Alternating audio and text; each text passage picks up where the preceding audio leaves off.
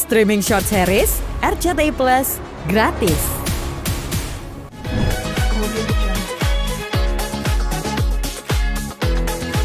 Kemarin sempat mencuri banyak perhatian. Kalau Kak Fitri lihat mungkin sudah mulai banyak juga nih yang speak up dan mungkin melihat postingan yang mana? Fitri di Instagram kemarin. Oh, yang salah satu karyawan kita. mantan Iya. karyawan terdakwa ya? Iya, dia melihat podcast Kak Fitri itu di menit 21 kan bercerita tuh tentang cerita Loli pulang dari London. Boleh diceritain mungkin Kak, itu seperti apa sih maksudnya yang ingin jadi fokus pembicaraan? Ya mungkin siapa namanya Evelyn kalau nggak salah ya. Ya saya ingat sama Evelyn dulu, memang dia salah satu timnya terdakwa ya.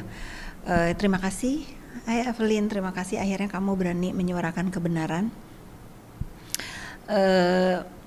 Saya yakin banget pada saat itu Evelyn tahu banyak ya tentang kejadian bagaimana saat anaknya terdakwa ini ada di London, bagaimana keributan dia dengan mantan suaminya, apa yang memicu saya itu untuk saya baru ingat nih, kalau Evelyn gak ngingetin mungkin saking banyaknya cerita saat itu, saya baru ingat banget emang saat itu saya menguatkan dia untuk sudah kamu sekolah aja di sana yang benar, karena nanti kalau kamu pulang pun akan masalah, dengan harapan pada saat itu si terdakwa ini sebagai ibu luluh kan ya mungkin lagi emosi. Kita kan kalau marah sama anak gini pulang kamu gini, padahal dalam hati kecil kan enggak gitu kan ya. Menurut saya itu akan seperti itu, tapi kan ternyata enggak, ternyata memang tambah parah sampai kejadian dicoret katanya kan di kartu keluarga itu. Ya itulah yang menjadikan saya kok bukannya mereda kok tambah tinggi ya gitu. Ya udah, saya di sana itu bukan, nggak tahu ya saya mau ngomong apa lagi. Saya sudah juga dikatakan sebagai orang yang membrainwash saat itu. Saya diam saja kan ya. Saya juga mencoba untuk men-spill percakapan saya dengan anaknya terdakwa, bahwa saya malah lo yang mengatakan pada saat dia pulang, ya sudah kalau mau pulang, minta maaf sama ibumu, bagaimanapun dia ibumu. Pada akhirnya setelah dia memutuskan emang dia mau pulang ke Indonesia gitu. Tapi sebelumnya pada saat dia memang, ini saya minta tolong banget ya, jangan dibilang kok dibahas terus, tapi kan ini ada episode yang terputus yang sampai Evelyn ini mengatakan, karena Evelyn emang ada di seputar terdakwa saat itu, dan siapa yang berani bicara kalau terdakwa masih nggak punya masalah begini kan, mungkin dia juga takut untuk mengatakan kebenaran kan. Ya harus saya jelaskan bahwa tidak ada pada saat itu. Memang kalau misalnya ada si terdakwa ini menuduh saya memberikan uang, nggak banyak, uang itu untuk makan, untuk anak itu makan di sana, karena beberapa kali kalau saya di WA sama anaknya terdakwa, ibu saya mau makan misalnya, contohnya apakah iya gitu, saya yang tahu dia dari kecil diem aja gitu kan, nggak gitu ya. Memang kenapa nggak minta izin sama ibunya, ya kan saya sudah tahu jawabannya, kalau minta izin pasti kan dibilang tidak, terus anak itu bagaimana itu ya. Saya mau diterima atau tidak, jangan dibilang saya ikut campur gitu ya, karena pada saat permasalahan dia apapun saat itu ya, saya kan masih berteman ya, saya dilibatkan gitu. Jadi kalau saya pada saat itu juga merasa saya ini boleh loh melindungi anak terdakwa ini pada saat mereka ini bukan bermaksud memperkeruh suasana nih, lebih ke kasihan gitu dia di sana nggak ada yang melindungi, sampai pada saat dia mau minta suaka juga ke negara sana kan juga saya juga nggak bisa ngomong apa-apa kan ya, itu kan pilihannya anaknya terdakwa, karena pada saat itu ramai banget dicoret dari kartu keluarga, dibully se-Indonesia ya. Mungkin anak sekecil itu juga takut ya mau pulang ya, sampai walaupun pada akhirnya dia pulang dan sampai sekarang ada di Indonesia kan. Nah ini menarik nih, banyak yang nggak tahu persoalan ini. Waktu prediksi kakak mengatakan ke Loli ketika pulang nggak dianggap dan mungkin akan dipukuli, bahkan waktu itu diusir. Itu walaupun prediksi, tapi ketika Loli pulang itu kejadian nyata, Kejadian nyata kan. Itu artinya apa? Kakak mengenal sosok Nikita Iya. seperti itu kan, tidak seperti ditunjukkan di ya. depan, kan seperti apa Kak? Saya tahu banget yang apa sih yang sebenarnya terjadi di dalam rumah itu. Saya tahu hal-hal yang tidak saya tahu sebelumnya itu dari mantan suaminya. Bahwa saya juga tanya pada saat itu katanya yang ngurusin Loli di sana kan mantan suaminya. Dia mengatakan, no Kak Fitri, kalau dia pulang dia pasti begini. Sure, saya bilang, masa sih? Ya, kata dia gitu. Aku tahu di sana saya 1 kali 24 jam ada di rumah itu, jadi saya tahu better dia fokus aja sekolah gitu. Untuk kebaikan. Pada saat itu kan untuk kebaikan, dengan harapan amarah ibunya ini mereda. Itu ternyata nggak reda ya, sampai meredanya terlambat. Artinya Kak, boleh kita katakan bahwa apa yang ditunjukkan MM di depan itu berbeda dengan apa yang terjadi dalam rumahnya dia? Ya nggak usah bertanya, seharusnya kan sekarang sama anaknya kan udah nggak ada masalah kan? Di mana sekarang anaknya? Kenapa nggak boleh masuk ke dalam rumah dia? Kenapa nggak ada layaknya, misalnya nih, saya jangan dibilang bukan urusan saya gitu kan? Kamu bertanya ke saya, ya layaknya soal ibu dan anak kan bagaimana? Ya itu aja lah yang ditanyakan, di mana dia gitu. Apa kalau misalnya memang sekolah di mana? Jangan kalau muncul cuman suruh jualan gitu, cuman suruh live, membantu siapa itu juga jualan. Anak kan harus sekolah ya. Kak, pertemanan Kak sama Niki dulu ini kan udah kayak bagai kakak dan adik. Ya nggak seperti itu sebetulnya. Teman saya tanya, ini staf saya lebih banyak yang deket sama saya daripada terdakwa. Banyak. Dia mungkin jadi perhatian publik karena dia kan dikenal. Kalau teman saya yang lebih saya sayang, banyak lah nggak dia. Memang pas saat saya ada dia di hidup saya, berteman dengan saya, yang lain agak jaga jarak. Tapi ada beberapa yang nggak peduli juga dengan dia kalau ketemu gitu. Tetap saya sayang sebagai adik saya, sudah lama. Melihat ketulusan Kak Fitri sebagai seorang ibu yang juga masih peduli dan care sampai sekarang sama anaknya Niki. Padahal kita tahu bahwa beberapa kali anak Kak Fitri juga dirundung sama Niki. Apa sih yang membuat Kak Fitri alasan tetap peduli nih sama keluarga Niki walaupun anaknya? Saya nggak peduli sama Niki ya. Saya peduli sama anaknya. Karena memiliki ibu seperti dia itu kan sudah sulit. Kenapa saya harus tambahin lagi kesulitannya? Nggak begitu gitu. Karena walaupun misalnya nanti anaknya, misalnya ya, saya nggak tahu nih marah sama saya atau ikut seperti yang sudah nih, ada siapa kan menjelek-jelekan saya, tapi saya yakinkan itu pasti disuruh. Kalau untuk anaknya sendiri saya tahu dia nggak mau seperti itu. Dia tahu yang benar itu mana, apa yang saya lakukan buat dia di sana itu apa.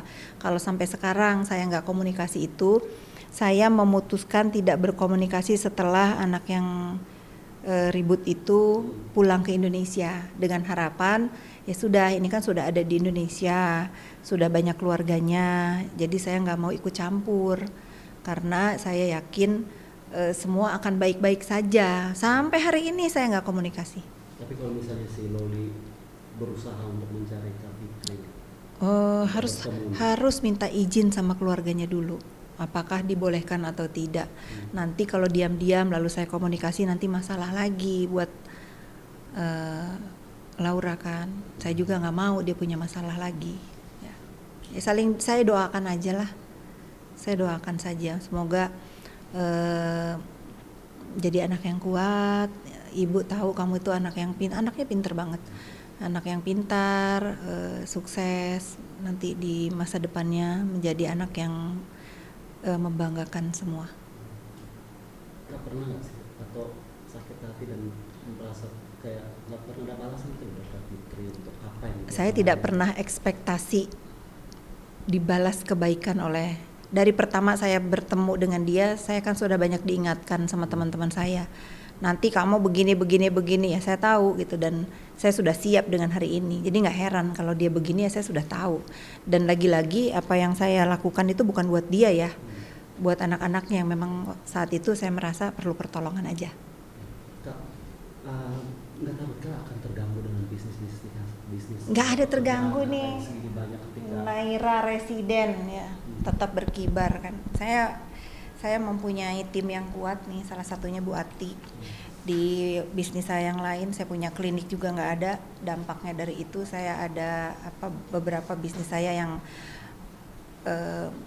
malah senang ya saya nggak berteman dengan terdakwa ini karena mereka bisa bebas datang ke klinik, datang ke salon, mau beli rumah juga senang karena nggak bertetanggaan dengan terdakwa. Itu sih nggak ada pengaruhnya. artinya kalau Fitri sendiri kalau mau dibilang baru menyadari bahwa ternyata melepas. Nanti jangan ditanya saya pengusaha halu ya, jangan dibilang nanti saya pengangguran itu nih yang marketing gitu. Saya sih dibilang marketing nggak apa-apa karena walaupun saya sebagai pemilik Naira Residen saya senang menjadi marketing karena itu tantangan buat saya kalau saya itu bisa menjual unit yang pada akhirnya juga saya akan distribusikan ke tim yang terkait ya. Tapi saya senang kalau saya dipanggil marketing. Nah, ini kan bukan masalah, bukan 1, 2, 3 kali nih Niki akhirnya harus berada di kursi kesakitan. Mungkin ada pesan-pesan nggak sih yang pengen kakak sampaikan karena mungkin suatu saat dia akan menonton. Pesan apa sih yang pengen kakak sampaikan? Good luck ya. Mudah-mudahan banyak merenung nanti di sana. Cuman keledai katanya kan yang jatuh ke lubang yang sama, tapi kalau ada orang yang jatuh ke lubang yang sama berkali-kali, lebih dari keledai ya. Dia kan bukan keledai. Nah, ini juga jadi pertanyaan publik, banyak banget pertanyaan publik yang selalu aku tanyakan juga ke kakak. Kalau suatu saat berdamai. Nggak usah kan dia bilang kan ke saya nih di kamera lihat ya. Kan dia selalu bilang ya ke siapapun, she has nothing katanya kan ke saya ya. Ya sekarang saya ngomong sama dia, you are nothing at all. Buat apa lagi kita berdamai atau pura-pura baikan? Nggak usah lah. Nggak usah. Nggak ada apa-apa yang pengen. Nggak usah lah. Kakak sampaikan mungkin. Nggak ada. Okay. Good luck. Untuk hari Kamis depan. Akan hadir juga. Saya akan hadir pengen melihat muka Samira di sana. Nah, kan Samira ini kan lantam banget kan kalau di sosmed nyebut-nyebut nama saya terus, konon katanya juga ngelaporin saya. Ya, besok kita ketemu Samira kalau kamu datang ke persidangan hari Kamis. Saya akan menemani Dr. Reza Gladys ke sana. Oke, mungkin nanti Samira bisa ketemu panda, kuda, bisa ketemu Sela Saukia karena Sela Saukia kan bersaksi juga gitu. Ya gitu. Oke. Kak Fitri, ini kan ada satu lagi nih menariknya yang dari sidang kemarin akhirnya nama Sandi Purnama Sari disebut-sebut tuh. Ya. Dan itu sekarang lagi ribut ya. Tanggapannya simpel sebetulnya untuk Sandi ini. Jelaskan saja apa maksudnya Dr. Oki itu segitiga bermuda. Itu jelaskan saja itu. Kan segitiga bermuda. Oki Pratama, Nikita Mirzani, Sandi Purnamasari gitu kan ya. Jadi kan orang-orang otomatis berpikir ke situ. Kok segitiga bermuda? Nama Oki sudah disebut di dalam persidangan, Niki sudah jadi terdakwa. Nah, Sandi ini apa perannya di situ di segitiga bermuda ini? Ya kalau saya jadi Sandi ya jawab aja lah, nggak usah panik gitu ya. Jawab aja, simpel kok. Apa arti dari segitiga bermuda yang pada saat itu dikumandangkan ya? Kalau ada yang jahat, apa kurang lebih ya? Kalau ada yang jahat sama kita harus lewatin segitiga bermuda gitu ya. Itu aja jawab sih. Segitiga bermuda ini yang kalau bisa kita katakan bahwa yang selama ini Kak Fitri juga bilang bahwa kita nggak sendiri ada dalamnya, apakah masuk juga segitiga? Saya nggak tahu ya, makanya. Tapi kan di dalam dakwaan dan dalam cerita yang kronologi yang disampaikan oleh pelapor kan memang ada beberapa nama yang disebutkan. Kalau Sandi saya nggak ngedengar disebut ya. Yang disebutkan ada Oki sama Samira sama ya 2 nama itu kan. Ya terdakwa satunya Mail ya. Ya, kalau nggak salah jangan takut lah. Gitu. Bener nggak? Artinya kedua orang ini nanti akan hadir juga ya dalam persidangan. Siapa? Dr. Samira dan Sela Sofia untuk bersaksi. Kalau Sela sih datang karena saya udah lihat status dia hari ini, minta doanya biar dia bersaksinya lancar hari Kamis. Kalau Sela, kalau Samira mudah-mudahan nih Samira ya datang yuk, datang bisa kok datang. Jangan gentar seperti kalau dia mereview skincare orang ya itu gitu kok, ditanya doang Samira, ditanya sama JPU, ditanya sama Pak Hakim, ketemu dengan Dr. Reza Gladis, ketemu saya nanti di sana. Tapi Kak Fitri yakin nggak Samira akan hadir? Dr. Samira akan hadir? Kalau melihat keberanian dia ya dalam selalu di sosmed dia ya kayaknya dia punya nyali ya, kayaknya punya nyali. Kalau dia nggak datang berarti dia nggak punya nyali gitu ya. Nah, ini terakhir nih. Terakhir terus nih. Ini kan Seneng ya. Panas. ini kan apa? Kita, selalu hadir untuk mendukung Reza Nika dan kita tahu bahwa ini sudah menjadi perhatian publik bahkan berita nasional. Iya. Nggak Takut bahwa apa? Ini akan berpengaruh. Berpengaruh kemana? Atau bisnis-bisnis kata juga yang lain akan terganggu. Nggak Ketika ada. ini selesai nanti. Kalau kita merasa takut dengan si pembuli ini menormalisasi perbuatannya dan ada rasa takut berarti kita membesarkan dia untuk selalu menjadi orang yang ditakutin dengan dengan ulah bullying dia. Ini lihat nggak ada pengaruhnya buat usaha saya, nggak ada, buat kehidupan saya nggak ada. Saya sudah melihat bahwa buzzer atau komen atau memang ada manusianya. Kalau yang komen ada bener aktif nih, saya lihat oh ini memang sosmednya beneran ya. Ya sudah ya segitulah levelnya, level terdakwa. Tapi kalau orang-orang yang berpikiran positif, terdidik yang mendukung kok apa yang saya lakukan sekarang untuk generasi bangsa tidak punya contoh seperti terdakwa. Mantap kan? Banget Pak. Baik. Harus jangan dinormalisasi itu dia begitu. Tadi saya mau ngomong kalau ada orang membesarkan dia, izinkan saya mengecilkan di dunia maya. Yang bener lah. Masih masuk nggak? Ya. Mungkin pesan yang Pesan disampaikan. terakhir ya. Terima kasih nih untuk wawancaranya dari mana nih? RCTI ya. Kalau ada pendukung terdakwa ini yang melindungi, tetap membesarkan nama dia dengan cara kalian ya, izinkan saya untuk mengecilkan dia karena dia bukan contoh yang baik terutama buat saya, anak-anak saya dan mungkin kalian yang nggak suka sama ulah terdakwa ini di dunia maya. Kemudian